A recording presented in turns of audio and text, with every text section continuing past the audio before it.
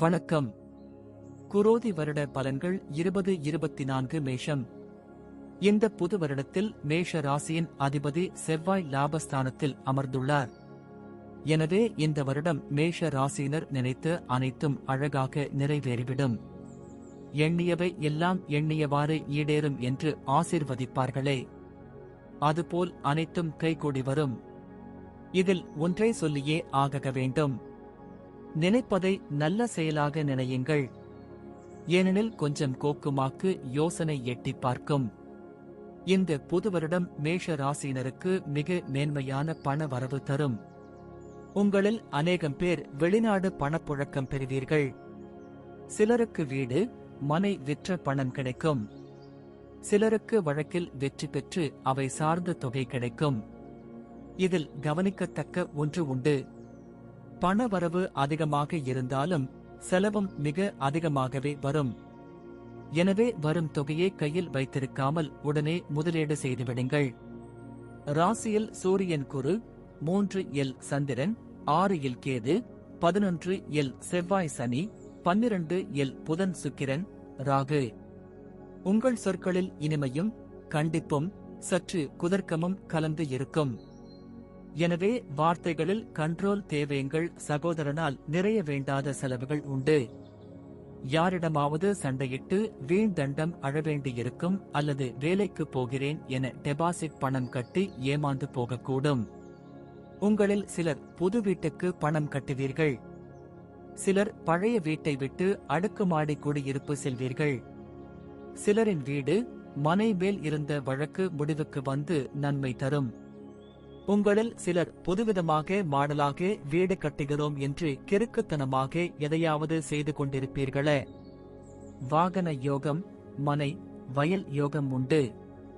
உங்கள் தாயார் வெளிநாடு செல்லும் வாய்ப்பு வரும். ஆரம்ப கல்வி மாணவர்கள் பள்ளி மாறக்கூடும். மீனவர்கள் வெளிநாடு சென்று மீன் பிடிப்பர். இந்த வருடம் அடிக்கடி அனைத்தையும் மறந்து விடுவீர்கள். அல்லது ரொம்ப சந்தேகப்படுவீர்கள். சிலருக்கு பாதத்தில் நரம்பு சுருட்டிக் கொள்ளும். சிலர் நடப்பதற்கு சற்று சிரமமாக இருப்பதாக உணர்வீர்கள். கழுத்தில் நீர் கோர்த்து வீங்கியது போல் இருக்கும். அடிக்கடி வாயு பிரியும் அவஸ்தை ஏற்படும். இந்த வருடம் வேலை தேடுவோர் ஒரு சிலருக்கு அரசு பணி கிடைக்கும். அதிலும் ஆசிரியர் பணியில் அரசு பணி வாய்ப்பு உண்டு. வேறு சிலருக்கு ஒரு தடை தாமதத்திற்கு பிறகு வெளியூர் வெளிநாட்டு பணி கிடைக்கும். வேலை கிடைக்க பணம் செலவு இருக்கும். இப்போது உங்கள் மீதுள்ள வழக்குகளில் நிச்சயம் வெற்றி கிடைக்கும். வெற்றியின் பயன் சற்று ஊசலாட்டத்திற்கு பின் கைக்கு கிடைக்கும். இந்த புது வருடத்தில் திருமணம் ஆகாதவர்களுக்கு கண்டிப்பாக கல்யாணம் நடந்துவிடும். திருமணத்தில் கட்டுக்கடங்காத செலவுகள் உண்டு. சிலருக்கு வெளியூர் வெளிநாட்டு வரன் அமைவார்கள். வியாபாரம் சம்பந்தமாக வெகு பயணம் வரும். சிலர் புதிதாக வணிகத்தில் முதலீடு செய்வர். சிலர் சினிமா விநியோகஸ்தராக மாறுவர். எந்த வியாபாரம் ஆரம்பித்தாலும் அதில் அலைச்சல் அதிகமாக இருக்கும். தொழில் புரிவோர் சற்று கவனமாக இருக்க வேண்டும்.